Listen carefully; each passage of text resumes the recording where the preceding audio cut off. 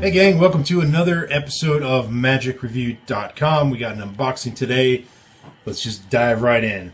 First two are ones that I got sent directly to me from the creators rather than my Box O stuff from Murphy's.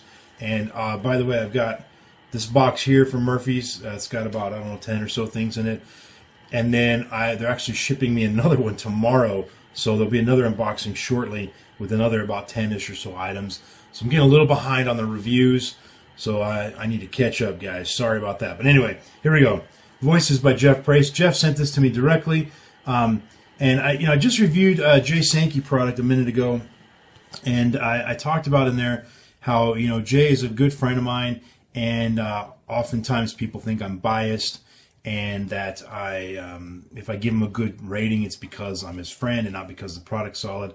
And I mentioned in that video that I have people that I would consider at least cyber friends that I've given a less than stellar review to.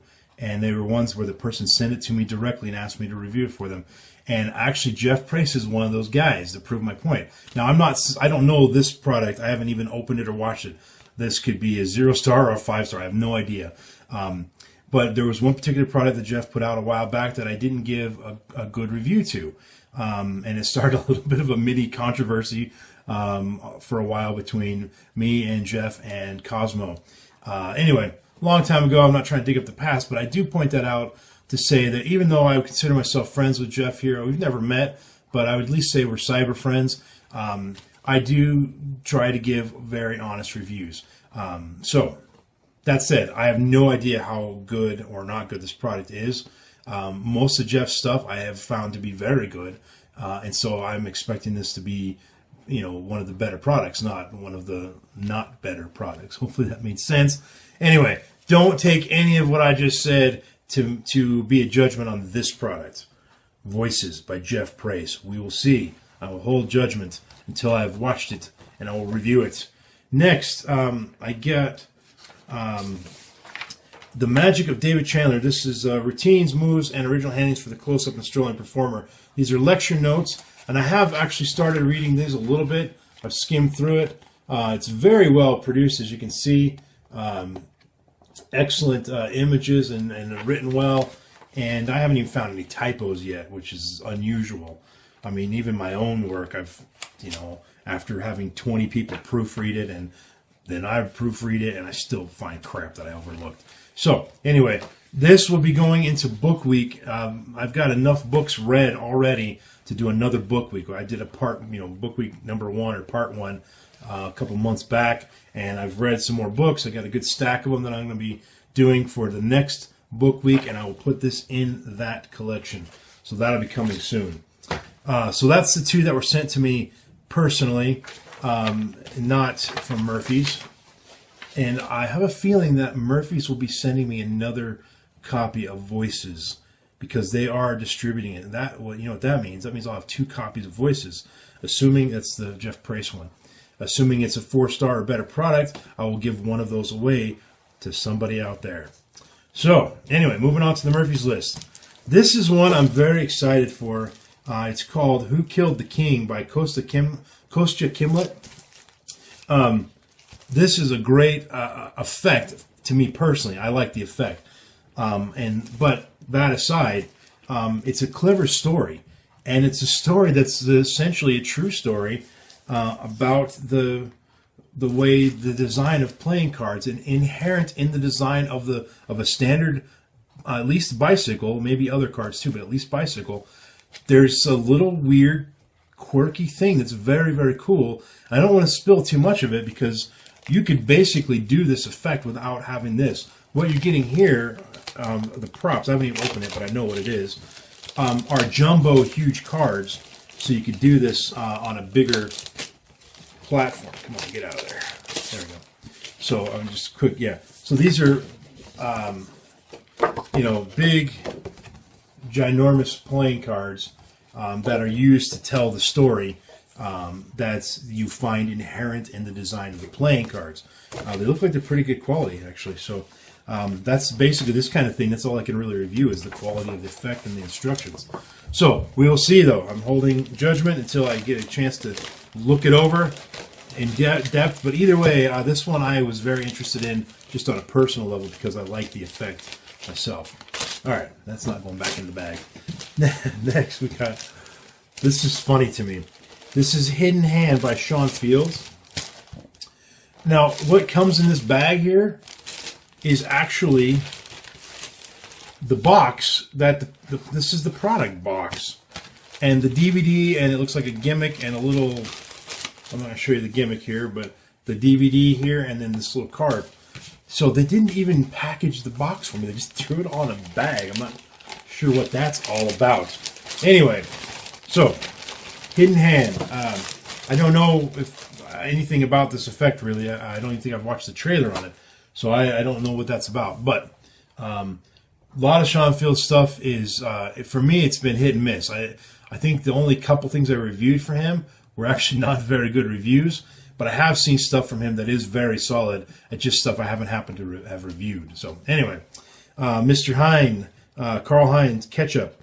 That's not the condiment. It's the word ketchup there. No tables, pockets, cards, or purses required. It's a 5-phase coin routine that will devastate your audiences. So I'm not a coin guy, but that doesn't mean coin videos aren't good.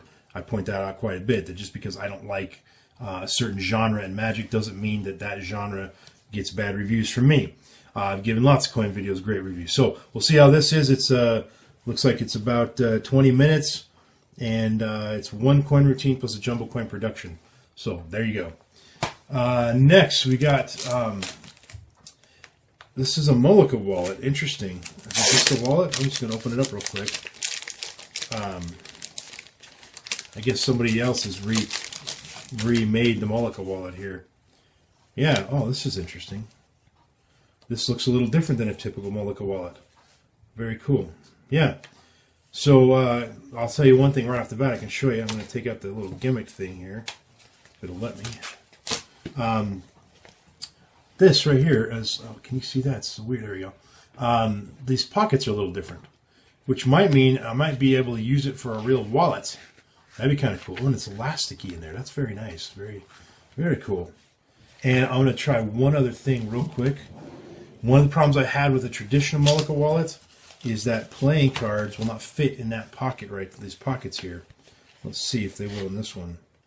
No, still, darn it. Yeah, they don't fit in there. You have to get bridge cards if you're going to put them in there. I liked having, for a Mullica wallet, I wanted it to be my regular wallet, and I would put a few little packet tricks in there. So I can't do that still unless I use bridge cards. But anyway, I'm not sure if this is just an effect or if it's just another version of the Mullica wallet. But I can tell you this, it's very well made. It's very nice and slick. It feels great. I like this a lot. It looks like it's very well made. So we will see when I get into more depth on that one. What is this? Oh, it comes with the DVD too. So there you go. Mullica wallet. Next, we got Split Second. Sorry, my eyeball's itching. By Nicholas Lawrence. Oh yeah, this is the one where you pull a dollar bill out of your wallet and you give it a little flick and it turns into a deck of cards. Split Second by Nicholas Lawrence. SansMinds. So you know how I feel about them. There's always this sort of hit and miss thing. Speaking of Sankey a moment ago, Secret Passage, an extraordinary penetration with an ordinary Sharpie marker. I actually don't know this one. I thought I knew everything that Jay was doing these days. So I'm not even familiar with what this is. Cool. So I'm looking forward to that. Always a fan of watching his stuff. Fair Play. This one, I'm very excited about this. Back in the early, I guess it was probably last year, 2013, Paul Harris and I did a little bit of work together where he contracted to me to write some ad copy for a few of his products and to test a few of the products. And one of the ones was this one right here, Fair Play by Steve Haynes. And I wrote some ad copy for it. I'm not sure if they used mine or not. It's been so long since I wrote it that I don't even remember what I wrote. So I'm not even sure if they used my ad copy or not. I know in some cases they didn't. They preferred somebody else's. Anyway, I know exactly what this effect is, how it works, everything. And I'll tell you what, The method on this is extremely clever, and everything in the ad copy that I have seen, that the no forces and all this stuff, all true. So I imagine this thing's going to get a solid rating. It's just going to come down to the quality of the gimmick on this one. But I would, in fact, I'm going to take a peek at the gimmick because I haven't even opened this yet and just see what it looks like. But I'm going to tell you right now, if you saw the effect and you're interested in it and you're wondering if it's as good as they say it is, yeah, it is. So if you're already curious about it and want to get it, go ahead and get it. Oh yeah, this looks great. Yeah, very cool, guys. So I can already tell you I'm going to give this a good review. And if it's like any of the other polymer stuff, there's going to be lots of different handling options in the DVD and different presentational ideas and everything. And again, the product quality, I know the method is solid already, and the product quality looks very good just from looking at it. So, very cool. Anyway, this next one, On Off, also by Nicholas Lawrence and SansMinds. I saw the trailer for this, and I wasn't going to request this as a review product, but when I saw the trailer, it looks very creepy. He pulls his finger off, and so I'm like, all right, I got to see if this is as good as they say it is, because it looked really cool. So anyway, that's this one, On Off. Next, we got a MagicTao. Your Card Is by Grant Maidment. Typically speaking, these MagicTaos have been putting out some good stuff. For the most part, I had a few issues with some of their DVDs where the audio wasn't very good, but the gimmicks are always well made. The methods are always good, solid methods, and so forth. And so these are typically good, and they're actually pretty reasonably priced for the most part too.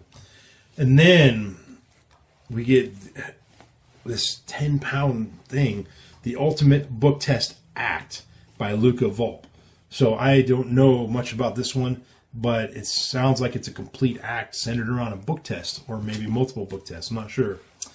And then last but not least, I'm actually going to crack this open here while we're talking. It's Creating Theatrical Magic by Max Howard. This is one I definitely wanted to get.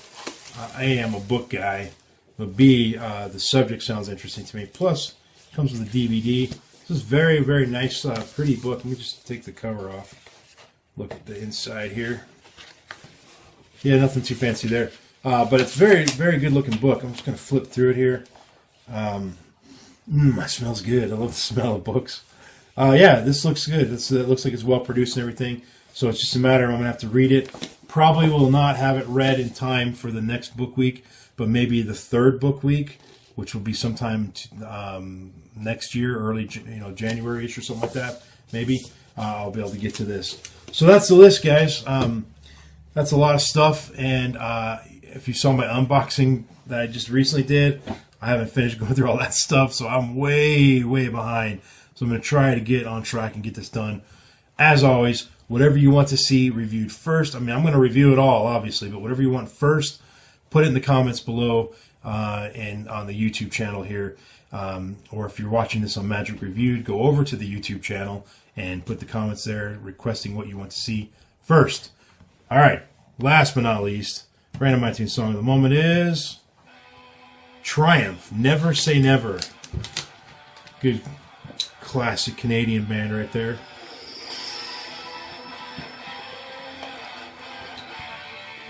A lot of people don't know this.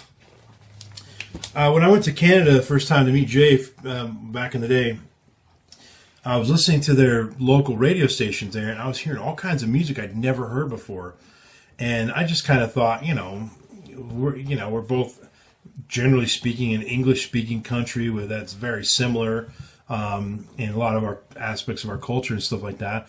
But, I don't know a ton about Canadian culture, but enough that, other than the stereotype that Americans are terrible listeners and Canadians are super nice people, I felt that our cultures were somewhat similar. They've got the same fast food joints we do and all that. And when I was in Toronto, I didn't see anything that I looked at and thought, oh, that's very Canadian, I just, whatever. So I always thought we were kind of the same, but their music's totally different. And so I was talking to Jay about that, and it turns out in Canada, there's a law that a certain percentage of the music played on the local stations has to be from local artists. I think that is killer. I'm not a big fan for a bunch of extra laws, but I think that's a very cool idea that local artists get airtime. I don't know what the percentage is, but that they get a lot of airtime. And I heard some great artists that I've never heard of before. And, Triumph is a Canadian band. So is Rush, obviously, a huge band. And I believe the band Zebra, which many of you have not heard of, I believe they're Canadian as well. And so those are 3 great bands just off the top of my head that have come from Canada. And I think what probably makes that happen is they get their break by, the radios having to play their stuff because they're local artists. And I think that's how there's a lot of great talented artists out here in America that they never catch that break. They never get on the airwaves. They never get on the radio because the radio plays what's popular. And so I love that idea. I wish they did that here in America. Anyway, rambling. Random iTunes song moment. Triumph. Never say never. Thanks for watching, guys. See you in the next review. Peace and out.